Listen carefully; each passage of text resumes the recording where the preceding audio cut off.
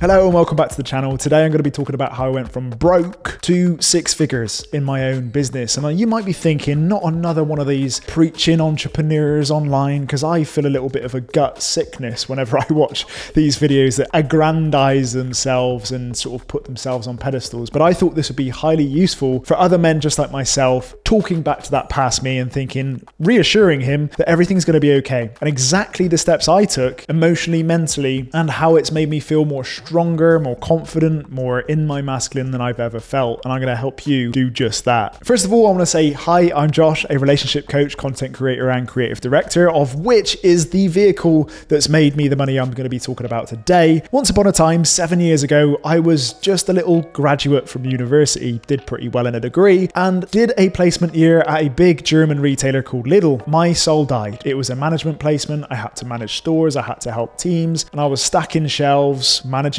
warehouse teams, doing a lot of admin, and it just sucked the soul out of me. I knew inherently I was a creative, an artist, and I knew freedom was a core value of mine. So that hopped me onto a plane to Bali, and the rest is history. I first off started in an internship, not making any real money, just getting experience, and then branched into building my own coaching company in fitness. For the first couple of years, it was an absolute shit show. The bank account was not showing me much gratifying results, and I started to get quite depressed, perfectionistic, and very much procrastinating on becoming an entrepreneur. I thought it was a big suffering journey and that I had to eat the shit to in fact make it where I am today. And in fact, sometimes this is what you need to do. That first 3 years in any new business is going to be challenging. Even today, it's still challenging, but there is perseverance, which is a character trait all entrepreneurs or you start your own business is an absolute key core ingredient. And fast forward to today, I've pivoted, reinvented myself, and finally started to make 10K months. So today I'm going to be breaking this up in chapters below. What didn't work for me, what I changed, how I'm making six figures, like genuinely the realistic part of it, and then how I'm not sabotaging and maintaining it to help you on the roadmap to success. So what didn't work? First of all, procrastination. In my early days of coaching business, I was scraping, I think, less than £1,000 a month just to maintain my life out in Bali. I knew inherently I'd never wanted to go back to the UK and to more of a soul-sucking career that I knew wasn't meant for me. It wasn't recruiting what I loved, what I was good at, what the world needed, and essentially what could pay me well. So all of these are in the equation of Ikigai, and it's a great framework to begin identifying what you love to do, what really sets you alight, what brings you satisfaction in life. This is a pull factor. Understanding the feedback you get from loved ones, people you trust, and hopefully not dominating managers who are trying to suck the playful child and wholehearted self out of you. So you need to have a very strong boundary around your little heart. Looking forward to aspiring candidates that you aim to become, try and look at what path they've tread, and again, only take advice from those that you genuinely aspire to become. And this leads me into what didn't work for me. I took a lot of people's feedback that shouldn't have been taken. I steered my way down paths of people who influenced me to be away in my business. For example, when I was a fitness coach, I thought a picture-perfect Instagram profile with really integrated edited photos on Lightroom and Photoshop were the skills I needed to develop to become a great coach. This set me back years because I started to then picture the aesthetic being more important than the service I provided.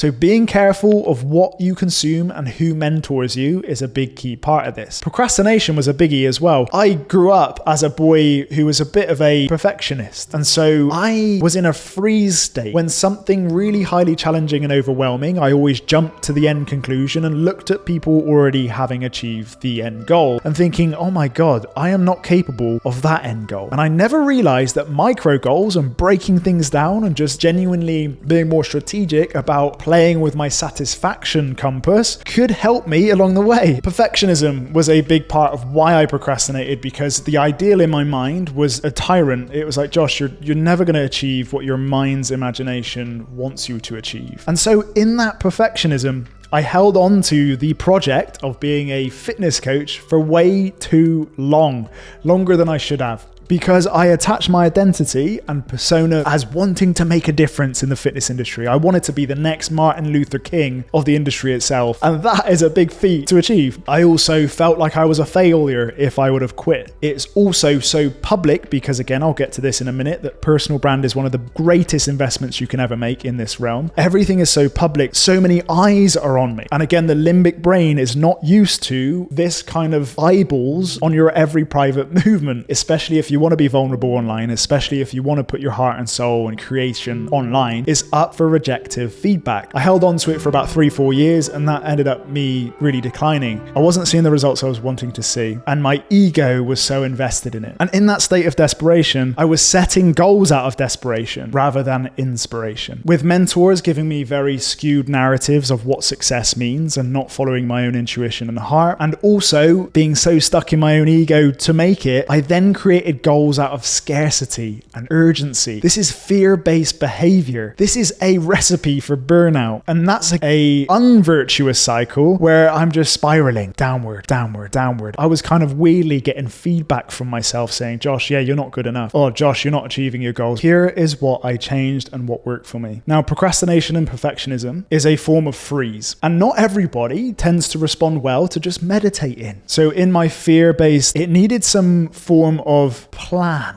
that actually worked. And what didn't work for me was beating myself up. And secondly, was inertia in inaction. So even with meditating and self-reflecting, yeah, these tools kind of helped me get more clear, but the action was absolutely everything. And what inspired me was reading a book that changed my world around called Spirit Animals. Someone who is more sensitive and absolutely loves animals. And as a boy, I wanted to become a zookeeper, so it's part of my heart. And I used to read books called The Warrior Cats. So this was already aligned with me and messages I needed to hear. But it's about tuning into your spirit animal, something you resonate with. For me, it's a Bali dog. For me, at the apex predator zone is a lion, it's a wolf. And so I really tuned into exactly what they do in the wild to achieve success for their tribe, for their family. Of course, honing in that kind of action, personifying the animal, roaring, imagining them in their wild habitats, made me kind of translate that skill into my own life. And I then integrated lots of hunter-gatherer natures in me. I thought, life isn't just going to happen for me. Someone isn't going to just come and save me. I've got to go out there and get it. You are literally a newbie in the world as a 23-year-old graduate. Will definitely not need to prove yourself, but you definitely need to go on a journey of self-discovery. And this does necessarily need effort. You expecting others to just come to you and you sit on your high throne is stealing away lots of satisfaction in the pursuit of contributing your effort to the equation. And I think there's a big convenience trap that we live in.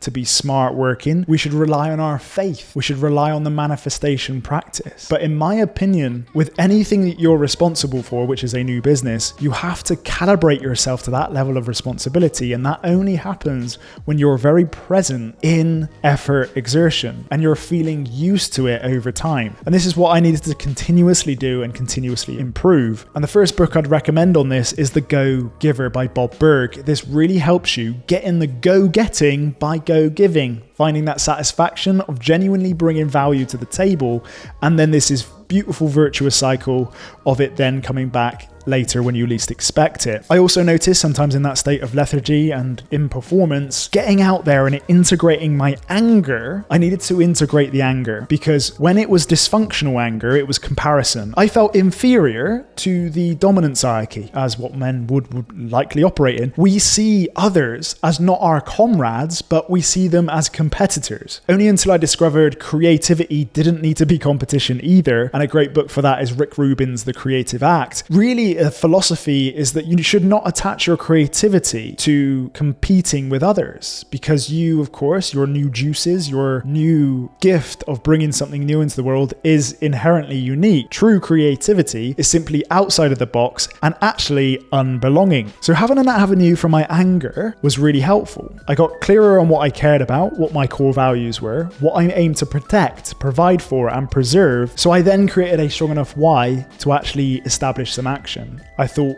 okay, let's write down or envision, because I'm a visionary person, what's that dream villa that I want to live in? Do I want to buy an education for my children one day? Find things you care about and envision them. The funny manifestation roadmaps of vision maps or vision boards extremely help here. It gets you really clear and narrow on exactly how you want your life to look, how that will make you feel. But again, we need to micro step our way to that vision and imagine, what does that person need to be working towards? And I realized that that person needed to be doing what they were actually good at, getting rid of tasks that drain the shit out of them. And again, that's what I did, and charged what they were worth and valuable for. And at some point scaled their skill set. So using the Ikigai map, you're really going to get aligned to those things that are genuinely valuable to the world around you and pay good money.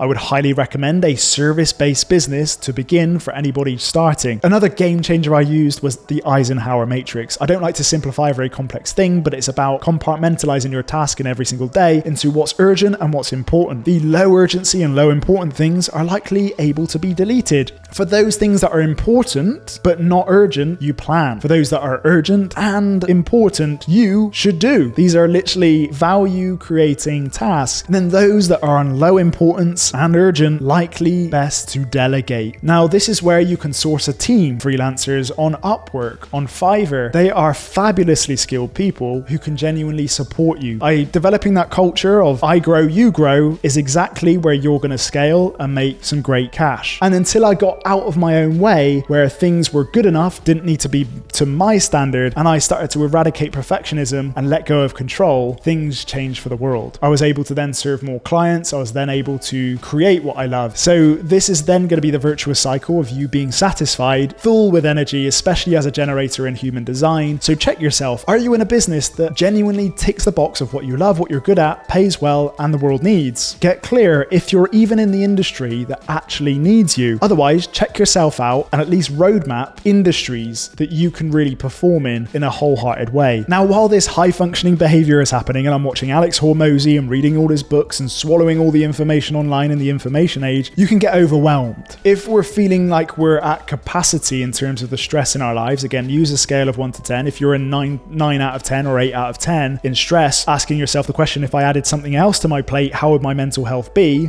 If you're in that state, you need to tone it down. You need to bring down that high functioning energy because it's just not serving you. You're going to hit burnout very quickly. And I love the quote by Joseph Nguyen, a crowded mind leaves no space for a peaceful heart. So what's the point in being high functioning in your business when you can't turn up in your relationships? So what helped me was breath work. Now, this is an active part of meditation. So a breath work exercise I'm going to show you right now. Do 3 breaths with me. Cross the hands over the shoulders, in through the nose. Out in the crucifix, in through the nose again. Don't take in another breath. Up in the air and down. You're going to look ridiculous, but do that for about a minute. And woof, you've just calmed down your nervous system and primed it for action. It really gives you that boost of dopamine and energy that you need in the day, and it helps me in workouts and also performing at the desk, for example. Praying is also a beautiful practice. If you ritualize this, if we then have a belief that there's someone looking out for us, is conspiring to bring us opportunities, it's collaborating with something larger than yourself. And I think there's something really powerful about that because we feel way more connected to the life we're living rather than highly disconnected, highly dysfunctional, and simply living to exist. And especially in a world of entrepreneurship, which can be characterized by loneliness, you feel like there's someone looking out for you. We also help ourselves getting out of our own head in this space. In faith space, we're outside our body. We're not self-centric anymore. And we've got a reason to look after ourselves. We live in a very polychronic time zone where people can just access you at every part of the day. And this is something I massively changed. It was about delegating time with myself, whether it's reading a book, meditating, breath work. It was about putting my phone on airplane mode when I went to bed. It was about not accessing my emails right when I had the best burst of energy in the morning. Some people just don't realize that time is the most valuable asset. Some people are willing to use that time unconsciously or consciously. And I've had lots of friends in the space of entrepreneurship in Bali, Thailand, that tend to be users and abusers. And it's good to have that consciousness of who is a persecutor, who is an abuser to your time. I also recommend, as somebody who has very much suffered with panic attacks, depression, depression, mental health issues. This also occurred when I was building my own business. You've got to be careful of the environments you plant yourself in. Be very conscious of the language of which is being used. Be very conscious about the culture of humor being integrated. And without you knowing, if you're in a toxic environment, which is gaslighting, bantering to the point of, making you feel low confidence, if you're always putting yourself into those sporting events, gyms, co-working spaces, offices, whatever these environments are, it's really great now to have boundaries around your spaces. I love the analogy of like you drop a piece of toxic waste into a bubbly, perfect bottle of champagne, it ruins it instant. And the same goes for your conscious mind. If you're letting in any toxic belief sets or toxic bantering to you and who you are, you're going to start to genuinely to toxicify yourself over time and start to believe what they believe just to simply fit in. If you're genuinely conscious, you will find this painful reality when you try and go to a class or you're trying to enjoy an event. You will be highly aware or hyper-vigilant to what people are saying. Another change I made was letting go of the ego once more and stepping out of superiority and the complex that I was creating. I had the narrative that I'm here to make a change. It led me to become a starving artist, making no money because I wasn't genuinely providing services or value to others. And I hadn't integrated the shadow beneath me that wanted to be a star. It was inner Josh, but I needed to double check that little Josh in there. So until I created my own version of what a star meant and I started to do more deep work, I realized that actually here as a man, I'm here to care about my loved ones. I'm here to provide for my family, my wife, and that helped me ground me a little bit more. And always ask the question, who am I aiming to please? And interestingly, you don't want to really please anybody. We all want to be popular and liked, but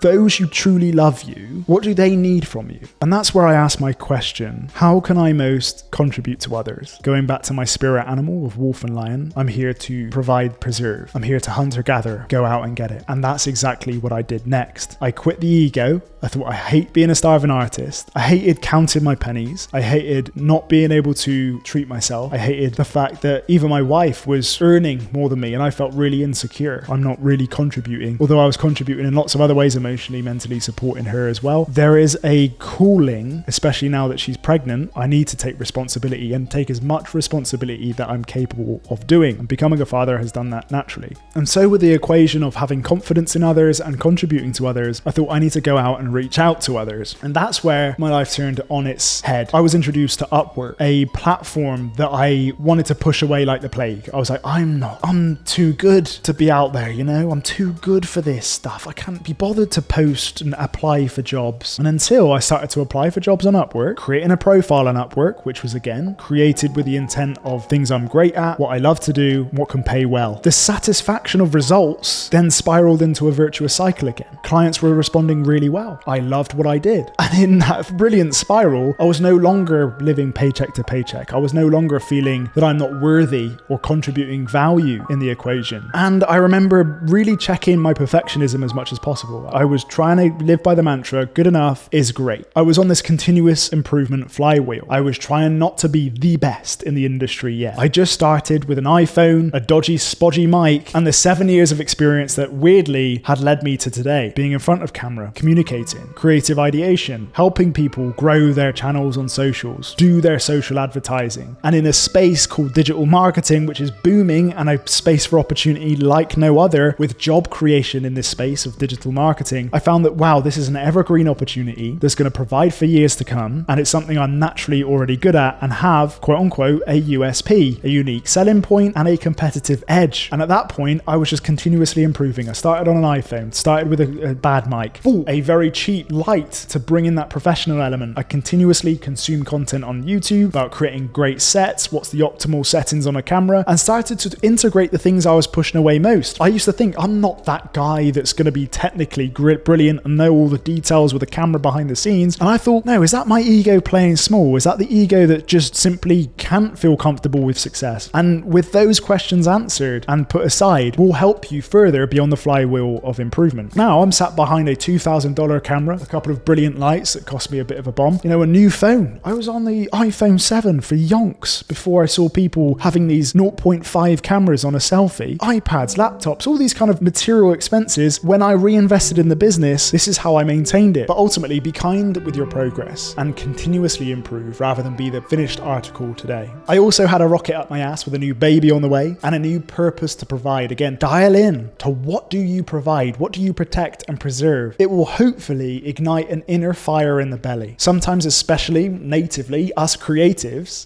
don't believe we can make money, we become the starving artist, but there's a lot of opportunity for creatives today, especially with the tech industry and the information age, and try and scour the net for high value skills. Get going with your personal brand, because your personal brand is like your business card that you present to all clients that come through the door. Whether you're a tax accountant or you're a property investor or you're simply a software engineer, you investing in the content you produce or getting your written word out into the world is A, contributing to others, B, confidence in others, and you go-getting by go-giving. You're simply putting yourself out of the world, getting really great at rejection. And I agree that the six-figure skill is being very tolerant and resilient to rejection, because you're going to get rejection. I think for me, I only get 1 out of 10 jobs I ever apply for. Those even with great experience are going to really fail so many times. In the modeling industry, I was rejected from many applications. In things I thought I was good at acting, for example, the director fucking said I was shit. All good. I have to move on. I have to pick myself up and just still have that faith and belief. That is why, to stay out of self-consciousness, stay in your faith. Stay aligned to that vision board that you've put on your wall. And if you're like me with a savior complex and you forget yourself very often, you forget to give back to yourself. And in this space of go-giving, you can be in this high-functioning behavior, which is never feeling enough because you're still wanting other people's responses to you to be positive. And I love the quote from Jordan Peterson, I hope I don't butcher this, is helping yourself like you're the person you're responsible for helping. And this is where inner child healing can help, because you envision you're a separate person inside. Just like anything, that innocent part of you just needs sensitive reaffirmation. It doesn't want the cold, hard, get up and go, boy. That's not going to work for a young boy who just wants reassurance and encouragement. And I think in a world which is strangled by encouragement and instead replaced by judgment and ridicule and humiliation, no wonder we are scared and stuck in perfectionism and procrastination, because we're really scared of putting ourselves out there, taking action and not feeling ready for that rejection. So if you start to really fill up your own cup with that reaffirmation, asking that little boy in there what it needs, and once you've filled him up, once you've done at least one thing for him every single day, your man can stand. The inner man, the inner protector can go out, provide for the family, can go out, do the uncomfortable thing. And I think we need, as men, just like I did with my own business, is look at the thing you're putting off and avoiding, because likely that thing is the very task you need to do to move the needle for you to get more money. It could be that it's just not in alignment with you. So get careful on that question. And it could be that it's an energy leak and it's just not purposeful for you. And now you might be asking, how did I make the six figures more practically? The freelance model is king. Now, I think everybody wants to jump ahead and become grand entrepreneurs, be Forbes 30 under 30. Again, we're just skewing ourselves way beyond where we are right now. The freelance model is a great model to get acquainted to what a business really means. All aspects like operations, finance, marketing, sales, delivery, offer delivery. We get really used to dealing with difficult clients, good clients, how to retain clients, how to approach people from all sides of the spectrum. We get to learn, funnily enough, a life lesson on psychology of people who are your dream and ideal clients and attracting more of them. And I believe the freelance model and the personal brand business, there is no sunk cost, as I've said. It's superior. It's as lucrative as it gets. And a service-based business is exactly where you should start, because your margins are much larger than you would building a business with a product on Shark Tank. There's a lot more moving pieces in those businesses, and I think for beginners or those just wanting to change their life, start with that service. I'd highly recommend building a profile on Upwork, LinkedIn, Fiverr, these beautiful marketplaces, which we believe or we've perceived to just be for low-income jobs. No. Again, you're going to be one in millions on these platforms. But be confident about speaking about your skills. You are credible. You have an authority. You hopefully have the things you love and are passionate about. And these will naturally spill out in your bio and your natural first profile. And taking time to look at the experts' profiles, not not to compare, but to simply set milestone goals. You can have a look at my profile, for example, online, and you'll see, okay, Josh has got an intro video. He's got testimonials down here. He's got a really pretty good bio here. He's built up his profile over time, and he's got his own personal website. Cool. Break all of these down into micro tasks. Okay, first of all, I'm going to write the script for that intro video for one day. Cool. You're taking progress. The next day, I'm going to sit down and shoot it. The third day, I'm going to get it edited, right? You're to your own timeline, but you do need to make progress to continuous improvement. And how I've had success is that I've never felt that I'm above any client that's ever worked with me. I've never felt above any expectations upon the job. I think actually delivering way more value than they've paid for is a great way to create astounding testimonials and astounding reviews. This is again spiraling in to that proof concept, that confirmation bias for every other client that's going to come towards you to feel safe, secure about their new investment. If you have a high capacity to care, you're going to do very well in the freelance business. We, of course, have to be very careful of predators, of those who expect way too much for what they're paying. And we need to be very clear of toxic behavior and not tolerating it, because I've come across some pretty toxic clients as well who gaslight me into canceling the job, for example. And until I've really honed in on what I provide and having a dollar number on my time and starting to value my time a little bit more as the most important asset, I'm able to then have a tennis match to counter offer and to feel safe that even if they reject it, I still have my own back and I know what I'm capable of. And I think to make your first 10K a month is very doable in a lucrative industry, B, with lucrative retainer-based clients. Because just giving you a little anecdote, I first of all did lots of videos and advertising marketing for e-com brands, but only until I discovered that the finance industry were paying way more for the very same amount of output, I thought, oh my goodness, I've got to either niche, reinvent myself. And with that evidence that they're better clients who pay way more for the same amount of work, I then realized that that evidence is now fueling my confidence to say no or counteroffer to any other industry. It's about working smart, not harder. And now you might be thinking, right, Josh, you've made it to this point. You're doing all right. Just like all human nature, I create my own problems. I'm in a perpetual, I need more.